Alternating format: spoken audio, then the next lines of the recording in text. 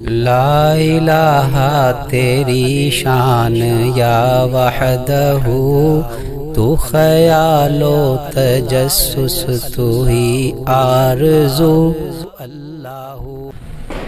حدیث شریف میں ہے کہ نکاح کرنا میری سنت ہے، اور دوسری حدیث میں ہے فرمایا کہ جو میری سنت سے اعراض کرے وہ مجھ سے نہیں ہے۔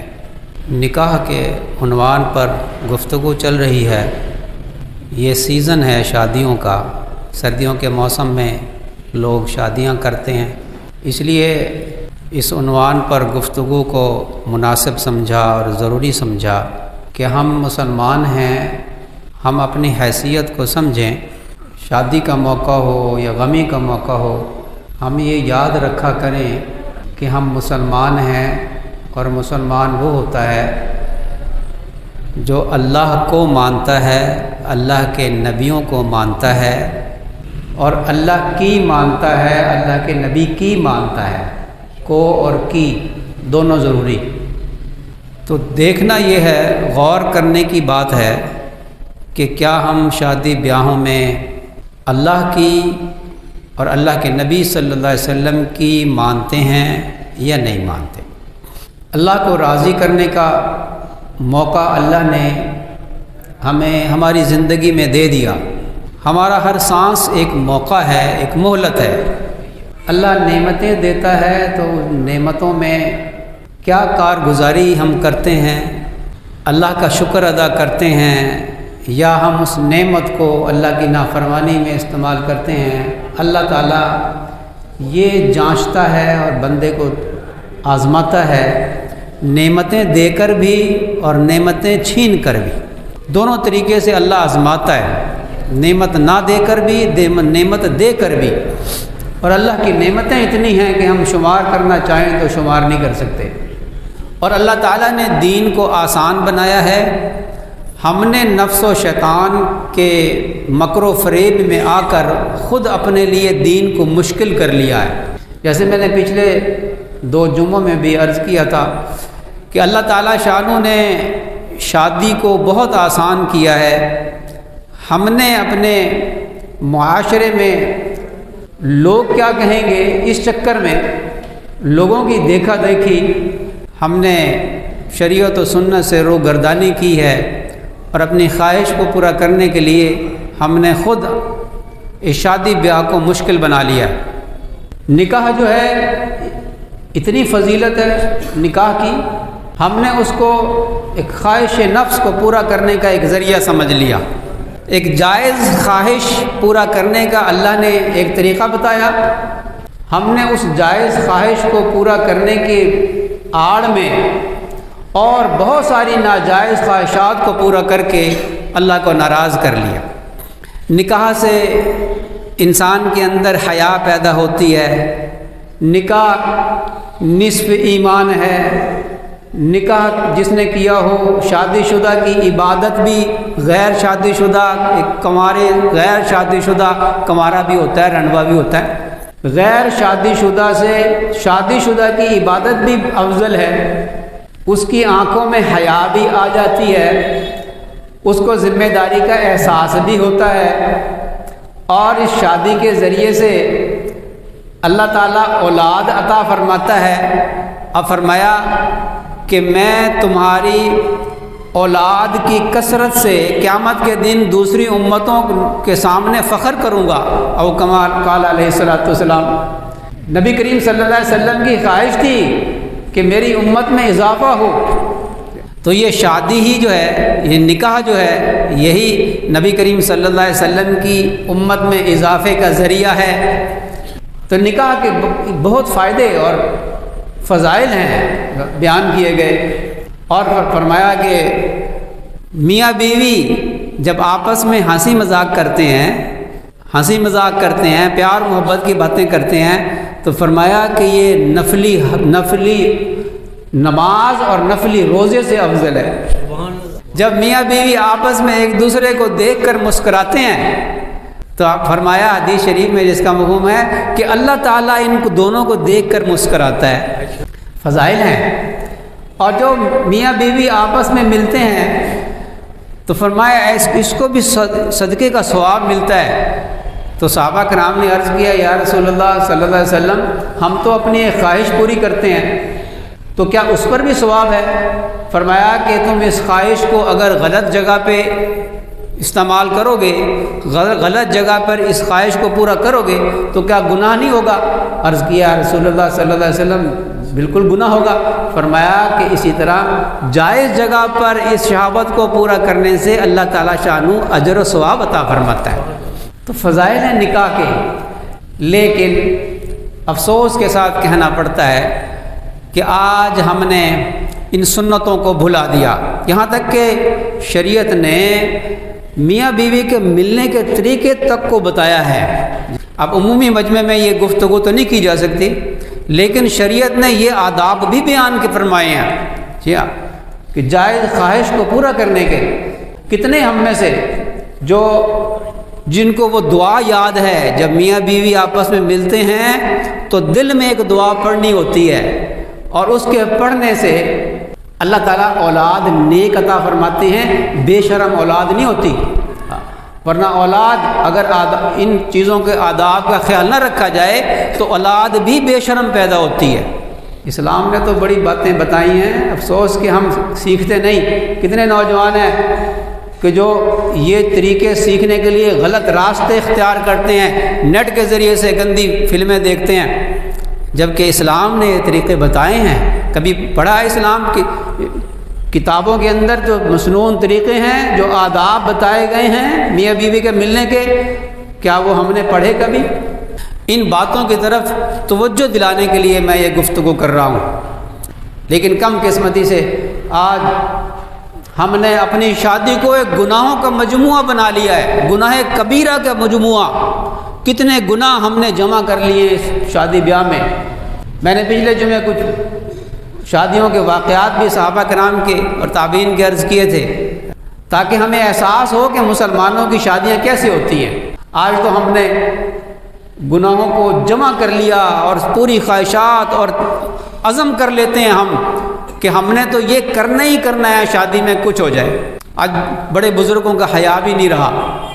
میں چند شادیوں میں ہونے والے بڑے بڑے گناہوں کی گنتی کروا دیتا ہوں، گنتی تو زیادہ ہے، ذرا تھوڑی سی توجہ دلانے کے لیے۔ سب سے پہلے جب رشتہ طے ہوتا ہے تو اس میں منگنی کا فنکشن کیا جاتا ہے۔ پہلی نافرمانی، منگنی کا فنکشن کا اسلام کے اندر کوئی کانسیپٹ نہیں۔ یہ ہم نے کہاں سے لیا؟ ہندوؤں سے۔ ذہنی غلامی نہیں گئی ہمارے اندر سے ابھی تک۔ اب ہندوؤں سے پاکستان ہم نے حاصل کر لیا، آزادی حاصل کر لی، انگریز نکل گیا۔ انگریز جو ہے وہ ہمیں پاکستان تقسیم کر دیا، ہندوستان کو، ہمیں پاکستان مل گیا کہ ہم یہاں لا الہ الا اللہ کے نظام چلائیں گے، لا الہ الا اللہ کے نام پہ لیا۔ لیکن ہم نے کیا کیا؟ یہ 70-75 سالوں میں ان کی ساری رسم و رواج لے کر یہاں آ گئے، اور انہی کی رسم و رواج یہاں ہم چلا رہے ہیں، فلمیں انہی کی دیکھتے ہیں۔ اور مزید اضافہ یہ کیا، ہم نے ترقی یہ کی کہ شادی بیاہوں میں صرف ہندوؤں کی نہیں، کچھ چیزیں ہم نے یہودیوں کی بھی لے لی، کچھ چیزیں ہم نے عیسائیوں کی بھی، کرسچنس کی بھی لے لی، اور ان کا ایک مجموعہ ہم نے بنا کر نا اپنی شادی بیاہ رچا لی۔ اسلام کا کوئی نام و نشانی نہیں۔ ایک نکاح رہ گیا ہے، اس میں چھوارے تقسیم کرنا، وہ چھوارے بھی سنت کے مطابق تقسیم نہیں ہوتے ہمارے فنکشنز میں، اس کو بھی ہم نے ترقی دے کر ایک پوٹلی بنا لی، اور اس کے اندر چھوارے اور اس میں میٹھی سونف اور یہ اور وہ مزیدار چیزیں ہم نے ڈال کر ہم نے اس کو، میں یہ نہیں کہہ رہا کہ یہ ناجائز ہے، ٹھیک ہے، غلط نہیں ہے، میں اس کو غلط نہیں کہہ رہا، لیکن کتنے ہیں کہ ہم میں سے سنت پر عمل کرتے ہوئے چھوارے تقسیم کرتے ہیں؟ جی ہاں، آپ کو معلوم ہے چھوارے تقسیم کرنے کا کیا طریقہ ہے؟ مسجد میں نکاح ہو، یہ سنت ہے، اور جب نکاح ہو جائے تو چھوارے جو ہے نا ایسے پھینکے جائیں، ایسے مٹھ بھر کے نا پھینکنے والا، لڑکے والے دیکھیں، میں عرض کرتا ہوں کہ چھوارے کتنے مہنگے ہوتے ہیں۔ چھوارے سستی سی چیز ہے، لڑکی والے نہیں کر سکتے تھے، نکاح کہاں ہوتا ہے لڑکی والوں کے ہاں؟ تو لڑکی والے جو 100 بندوں کو 200 بندوں کو کھانا کھلا سکتے ہیں، وہ جو بارات اور فوج آئی ہے، تو کیا وہ 200-300 روپے کے چھوارے خرید کے نہیں بانٹ سکتے تھے؟ وہ چھوارے بھی لڑکے والوں کے ذمے ہیں، چھوارے ایسے پھینک کر تقسیم کیے جائیں۔ خوشی کرنے کا ایک طریقہ، بھائی کوئی کسی کا سر پھٹ جائے گا، وہ بم تھوڑا ہی ہے، کسی کا سر پھٹ جائے گا تو وہ چوڑیاں پہن کے گھر بیٹھ جائے، چھوارے سے کسی کا سر پھٹتا ہے نا تو وہ پھر گھر بیٹھ جائے۔ خوشی منانے کا ایک طریقہ ہے، ہمارے اسلام کا اپنا طریقہ ہے بھائی۔ ہاں، ہم دوسروں کو متاثر کریں، ہم اپنے طریقے سے دوسرے غیر مسلم ہمارے طریقوں کو اختیار کریں، ایسا بن کر دکھائیں مسلمان، نہ یہ کہ ہم نے ان کے طریقوں کو اپنے فنکشنز کے اندر شامل کر لیا۔ منگنی کرنے کا فنکشن کوئی تصور نہیں ہے اسلام کے اندر، رشتہ طے ہوتا تھا اور نکاح ہوتا تھا، بس پھر رخصتی ہوتی تھی۔ مہندی کی رسم، مہندی لگانا سنت ہے عورتوں کے لیے، مہندی لگانا سنت ہے، لیکن یہ مہندی کی رسم ہندوؤں کی رسم ہے۔ اور پھر اس میں کیا ہوتا ہے یہ آپ زیادہ جانتے ہوں گے جو حضرات نے دیکھے ہیں فنکشن۔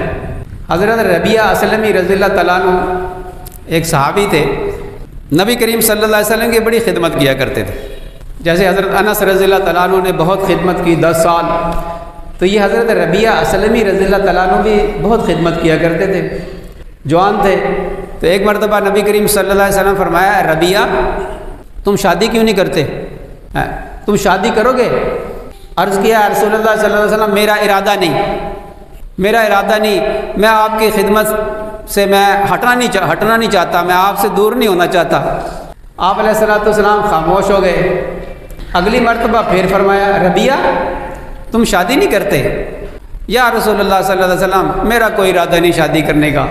تیسری مرتبہ حضرت ربیعہ فرماتے ہیں کہ میں نے سوچا کہ نبی کریم صلی اللہ علیہ وسلم مجھ سے پوچھتے ہیں نا شادی کرو گے تو ضرور اس میں کوئی حکمت ہوگی، تو اس دفعہ اگر پوچھا تو میں عرض کروں گا کہ جی میرا ارادہ ہے شادی کرنے کا۔ تیسری مرتبہ پھر پوچھا، ربیعہ تم شادی نہیں کرتے؟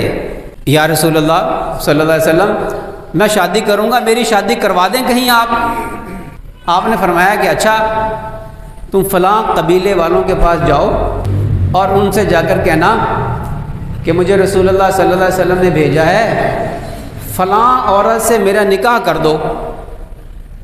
وہ قبیلہ ذرا فاصلے پہ تھا مسجد نبوی سے، مدینہ منورہ سے۔ یہ گئے اور جا کر ان سے کہا کہ مجھے رسول اللہ صلی اللہ علیہ وسلم نے بھیجا ہے اور فرمایا ہے کہ میں تم سے یہ کہوں کہ فلاں عورت سے میرا نکاح کر دو۔ وہ کہنے لگے مرحبا مرحبا، رسول اللہ صلی اللہ علیہ وسلم کے حکم کو بھی مرحبا اور رسول اللہ صلی اللہ علیہ وسلم کے قاصد کو بھی مرحبا۔ انہوں نے کہتے اسی وقت اس عورت کے ساتھ میرا نکاح کر دیا۔ اب یہ حاضر خدمت ہوئے اور آ کر کہنے لگے منہ لٹکا ہوا، آگے کہنے لگے یا رسول اللہ صلی اللہ علیہ وسلم وہ تو بڑے بزرگ لوگ ہیں، انہوں نے میرا بڑا اکرام کیا، انہوں نے تو کہا کہ رسول اللہ صلی اللہ علیہ وسلم کے حکم کی بھی مرحبا اور ان کے قاصد کو بھی مرحبا، اور انہوں نے مجھ سے نہ پوچھا نہ مجھ سے گواہ مانگے اور میرا نکاح کر دیا۔ لیکن یا رسول اللہ صلی اللہ علیہ وسلم میرے پاس تو حق مہر دینے کے لیے کوئی پیسے نہیں۔ نبی کریم صلی اللہ علیہ وسلم نے حضرت بریدہ اسلمی رضی اللہ تعالیٰ عنہ کو فرمایا کہ بریدہ یہ ربیعہ کے لیے کوئی کھجور کی گٹھلی کے برابر کوئی سونا جمع کر دو حق مہر کے لیے۔ تو حضرت بریدہ رضی اللہ تعالیٰ عنہ نے جمع کر دیا، ایک تھوڑا سا اتنا سا کھجور کی گٹھلی کے برابر سونا پیش کر دیا۔ آپ صلی اللہ علیہ وسلم نے فرمایا کہ ربیعہ یہ لے جاؤ اور جا کے حق مہر ادا کر دو۔ گئے اور جا کر وہ حق مہر کے طور پہ ان کو پیش کر دیا کہ جی یہ ہے میرے پاس۔ وہ کہنے لگے واہ واہ ماشاءاللہ بہت ہے، قبول کر لیا۔ اب پھر آئے یا رسول اللہ صلی اللہ علیہ وسلم، اب منہ لٹکا ہوا، یا رسول اللہ صلی اللہ علیہ وسلم وہ تو بڑے بزرگ لوگ ہیں، میں نے تھوڑا سا سونا تھا وہی انہوں نے کہا یہ تو بہت ہے بہت ہے، وہ تو بہت بزرگ لوگ ہیں، میرے پاس تو ولیمے کے بھی پیسے نہیں۔ آپ نے فرمایا اے بریدہ ایک بھیڑ کا بندوبست کر دو۔ حضرت بریدہ رضی اللہ تعالیٰ عنہ گئے اور ایک بھیڑ لے آئے، فرمایا کہ ربیہ یہ لے جا اور ولیمہ کر دے۔ اب یہ گئے حضرت بریدہ رضی اللہ تعالیٰ عنہ اور یہ حضرت ربیہ رضی اللہ تعالیٰ عنہ، اور جا کر کے ان کو کہا کہ یہ ولیمے کے لیے لایا ہوں۔ انہوں نے کہا کہ اس کو ذبح تم کرو، اس کا گوشت تم بناؤ، ہم تو روٹی وغیرہ کا بندوبست کر دیں گے۔ وہ فرماتے ہیں کہ میں نے اور حضرت بریدہ رضی اللہ تعالیٰ عنہ نے اس کو ذبح کیا، اور اب میں نے گوشت پکایا اور میں نے ولیمہ کر دیا، اور انہوں نے ہماری رہائش کا بندوبست بھی کر دیا۔ سبحان اللہ، ماشاء اللہ، ایسے تو شادیاں ہوا کرتی تھی، یہ ہمارے بزرگوں کی، صحابہ کرام کی شادیاں ہیں۔ اور میں